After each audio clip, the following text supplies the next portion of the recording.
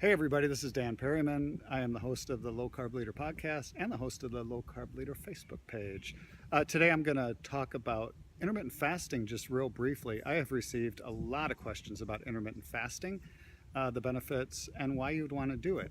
As you can see, I am outside enjoying a very sunny day, walking barefoot in the grass. It's about 95 degrees here, it seems, and so I'm enjoying some vitamin D, and I will talk about why you want to go barefoot in the grass on a future video. So real quickly, why do you want to intermittent fast? First of all, what is intermittent fasting?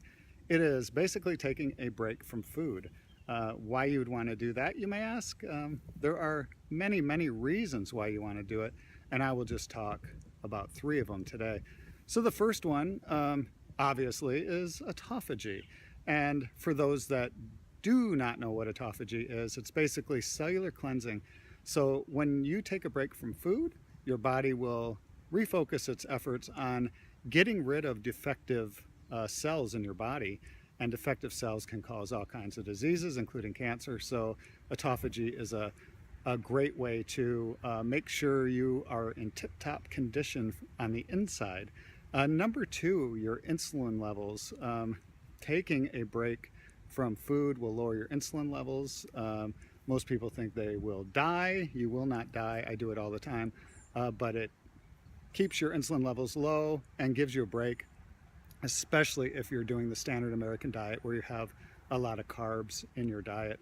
And the third one that a lot of people don't think about is mental clarity. There's a lot of people, famous people in the past, such as Einstein, who did intermittent fasting because you think so much clearer. And if you have ever fasted, you realize that when you're hungry, you can think a lot clearer. So those are the 3 reasons. And real briefly, what are some ways to do it? There are many ways to do it. One is just they call it the lean gains, where you take a break every single day. So you might take 12 to 18 hours where you don't eat, and then you eat in a shorter window. So what I do is I typically do not eat lunch, or I do not eat until about 2 o'clock, and then I'll have my last meal by 8 or 9 o'clock. So a lot of the day I'm not eating. It's pretty easy. You can drink black coffee, or in my case, I have a modified, I do bulletproof coffee, and so I'm consuming some calories, but it helps with keeping my insulin low because it's all fat related, so fat doesn't raise your insulin levels.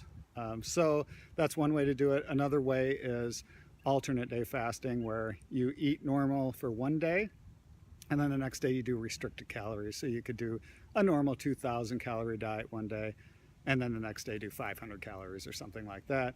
And then there is extended fasting, where you can go days on end just with fluids, or sometimes people do bone broth or something like that. But the longest I have done is a 5-day water only fast, and it has an amazing benefits to that. Thomas Seyfried is a researcher out on the East Coast, I think Boston College, and he has done research around why everybody should do a once a year 7-day water only fast, because it has a lot of preventative characteristics around cancer. So he's done a lot of research. So check out Dr. Thomas Seyfried. All right, so this is my quick video today. If you have any questions, please shoot me an email at dan@thelowcarbleader.com.